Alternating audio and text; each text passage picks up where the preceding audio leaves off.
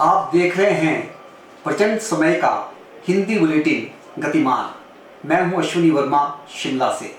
नमस्कार। आबकारी विभाग ने 1 करोड़ 10 लाख रुपए के सोने के आभूषण पकड़े। आबकारी विभाग द्वारा चलाए गए अभियान के दौरान हमीरपुर में लगभग 1 करोड़ 10 लाख रुपए के करीब 2 किलोग्राम सोने के आभूषण पकड़े गए हैं। ये जानकारी आज यहां आयुक्त यूनुस ने दी। प्रदेश में अवैध शराब के विरुद्ध अभियान में शिमला और आबकारी जिला बद्दी में आबकारी अधिनियम उल्लंघन के अंतर्गत कार्रवाई करते हुए विभाग ने 5,19,440 रुपए मूल्य की 1135 लीटर अवैध शराब पकड़ी है। अखिल भारतीय कांग्रेस कमेटी के आह्वान पर आज प्रदेश कांग्रेस कमेटी अनुसूचित जाति विभाग ओबीसी, अनुसूचित जनजाति एवं अल्पसंख्यक विभाग के सुख तत्वावधान में कांग्रेस के पूर्व राष्ट्रीय अध्यक्ष राहुल गांधी की लोकसभा सदस्यता रद्द करने के विरोध में चौड़ा मैदान स्थित बाबा साहब अंबेडकर की प्रतिमा के आगे अपना विरोध जताया। मेरा निवेदन है, जो भी लोग पंडाल से बाहर है, प्लीज जो है पंडाल के अंदर आए। हमारी लीडरशिप हमारे बीच में है। आप सब लोगों से निवेदन है कि ये जो विरोध प्रदर्शन आज केंद्र सरकार, मोदी सरकार के अगेंस्ट हो रहा है, उसमें आप सब लोग भी पार्टिसिपेट करें। थोड़ा सा अपनी लीडरशिप को ब्रीफ करता हूँ। सर, आज का जो ये धरना है, ये अखिल भारतीय कांग्रेस कमेटी के बहुजन कांग्रेस की कॉल पे बहुजन कांग्रेस एसटी विभाग, एससी विभाग, ओबीसी विभाग और माइनॉरिटी विभाग को इकट्ठा करके एआईसीसी की सोच के तहत बहुजन कांग्रेस का गठन किया गया। आदिवासी भी है, आदिवासी एसटी बोल दिया सर। तो आज की जो ये कॉल है, ये कॉल है, आप सब लोग हमारे बीच में कानपुर के और दोनों के हमारे संस्थानक के विधायक श्री नंदान जी और श्री रोहतास जी भी है। प्रदर्शन में इनका स्वागत है। मैडम ये पीछे वोट दे दो, आगे को इनके पास दे दो। नहीं आप ये ठीक है सर, ठीक है आपके पास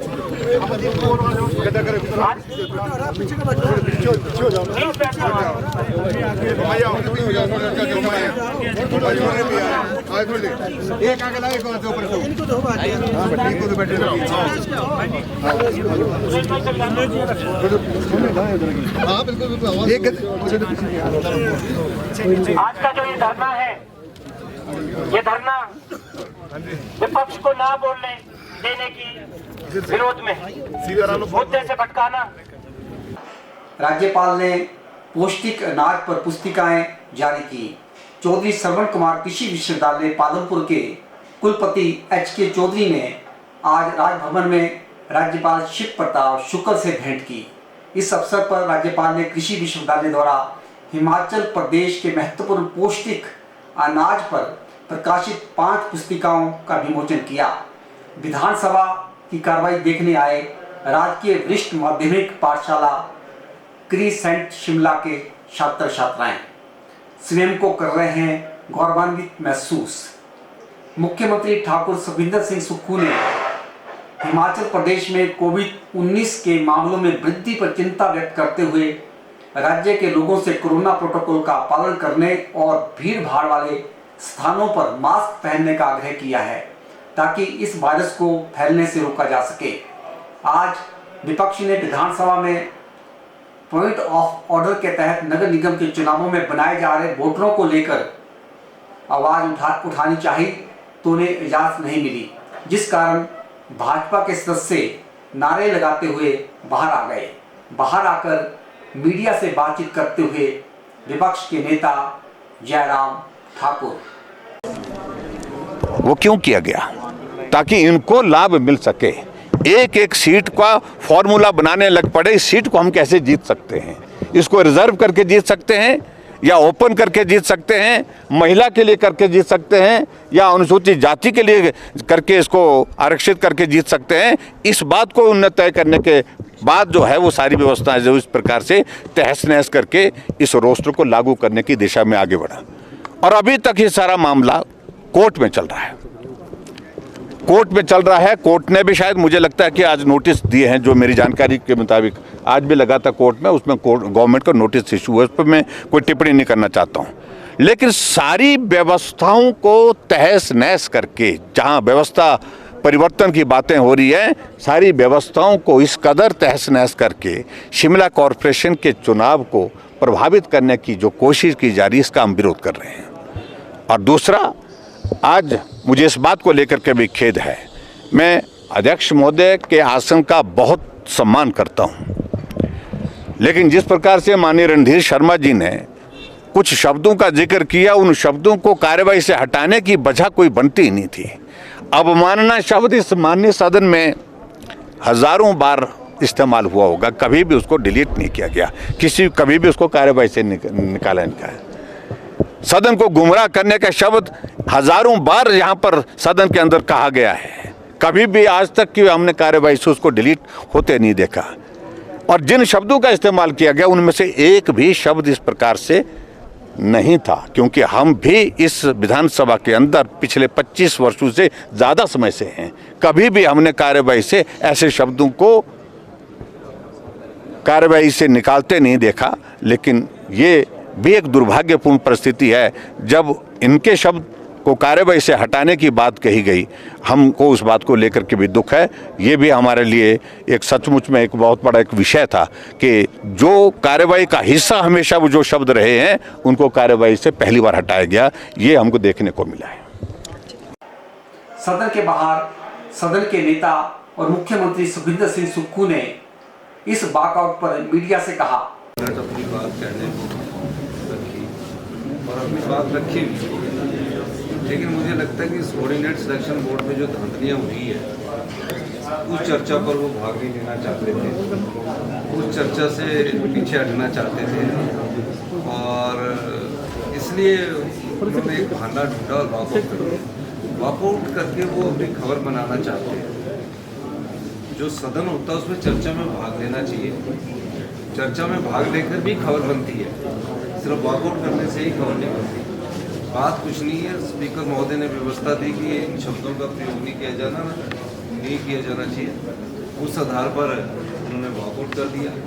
जबकि हमने कहा कि आप पॉइंट ऑफ ऑर्डर ले रहे हो, पॉइंट ऑफ ऑर्डर के बाद भी हमने उनको बोलने का मौका दिया, लेकिन लगता है कि भारी दबाव के बीच है भारतीय जनता पार्टी की जो विधायक है हमारे, इन्हें वॉकआउट करते रहना है। नगर निगम के चुनावों का है, जो भी कार्य है वो संविधान के दायरे के अनुसार होते हैं।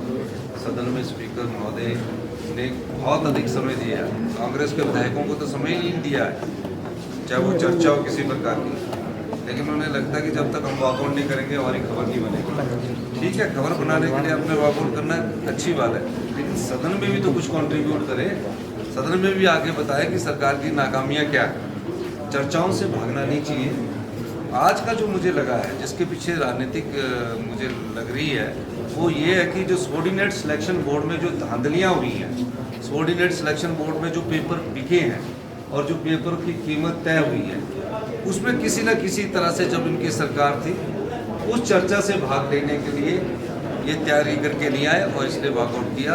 मेरा ये मानना है कि चर्चा है कि हिमाचल प्रदेश के लाखों युवाओं के साथ इनका भविष्य जुड़ा हुआ है, किस प्रकार सबऑर्डिनेट सिलेक्शन बोर्ड में पेपर बिकते रहे, किस प्रकार की धांधली होती रही, इस दृष्टिकोण से आज ये चर्चा लाई गई थी। इससे ध्यान बांटने के लिए उन्होंने